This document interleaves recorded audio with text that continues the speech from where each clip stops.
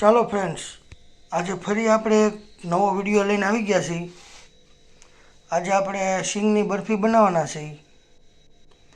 તો એના માટે આપણે સામગ્રીમાં શેકેલા શિંગદાણા લીધા છે, એના ફોફા કાઢી લીધા છે. ચાસણી માટે ખાંડ અને આ મિલ્ક પાવડર છે, એ આપણે શિંગદાણાને પીસીને પછી એમાં મિક્સ કરીશું અને સરસ બજાર જેવી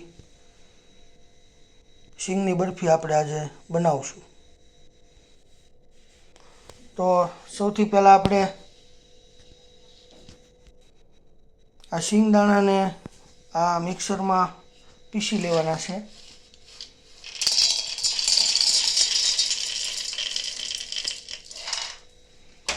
અને મિક્સર એક સાથે ફૂલ નથી ચલાવવાનું, એને થોડું થોડું બંધ ચાલુ કરતાં આપણે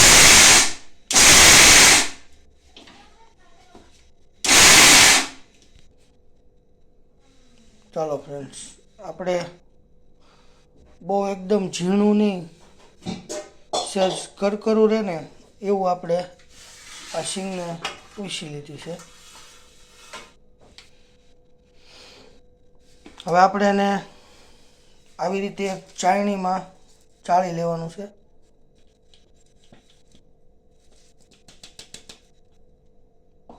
જેથી એનો બધો પાવડર એક સરખો થઈ જાય. ચાલો ફ્રેન્ડ્સ, આપણે આ શીંગનો ભૂકો આપણે બધો ચડાઈ ગયો છે. કમ્પ્લીટ એક સરખો એનો દાણો થઈ ગયો છે આવો. હવે એમાં આપણે આ મિલ્ક પાવડર મિક્સ કરી લેવાનો છે. જરૂર પ્રમાણે આપણે નાખશું.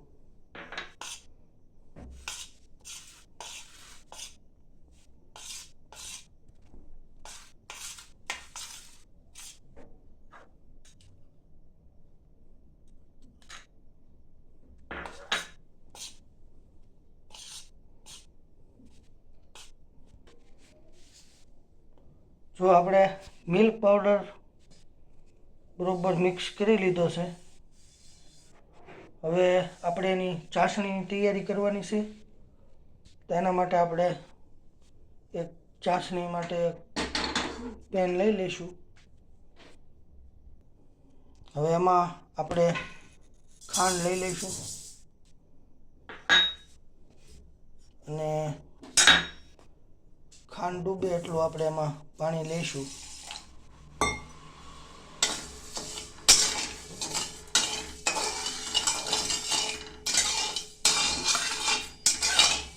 આપણે એક તારની ચાસણી લેવાની છે.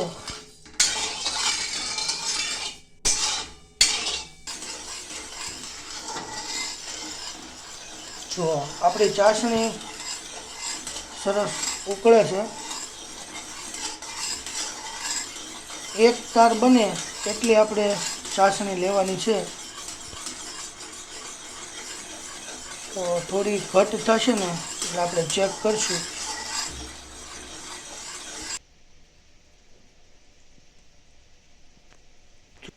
આપણી એક તારની ચાસણી રેડી છે. ચાલો હવે આપણે આપણો આ શીંગનો ભૂકો ચાસણીમાં નાખી દેવાનો છે.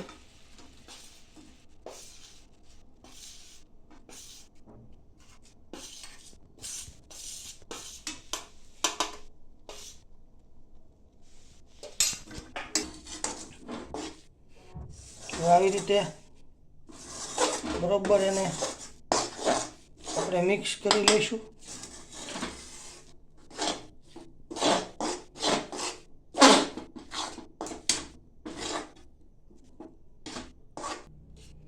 હવે એમાં આપણે અડધી ચમચી જેટલું ઘી નાખશું.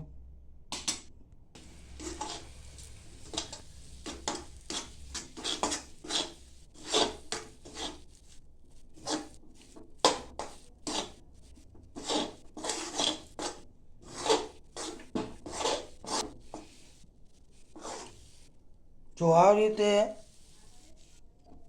આપણે બધી વસ્તુ સેટ થઈ જાય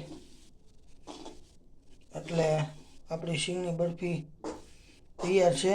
એને આપણે હવે ઢાળી લઈશું. આવી રીતે આપણે એક ડીશની અંદર તેલ લગાડી લઈશું અને આપણે એમાં ઢાળી લેવાનું છે. જો ફ્રેન્ડ્સ, આપણે સરસ સિંગની બરફીને દબાવી દીધી છે અને થોડા ડ્રાય ફ્રૂટથી આપણે એને ડેકોરેટ કરી છે. હવે આપણે આ સ્ટેજ ઉપર એના પીસીસ કરી લઈશું.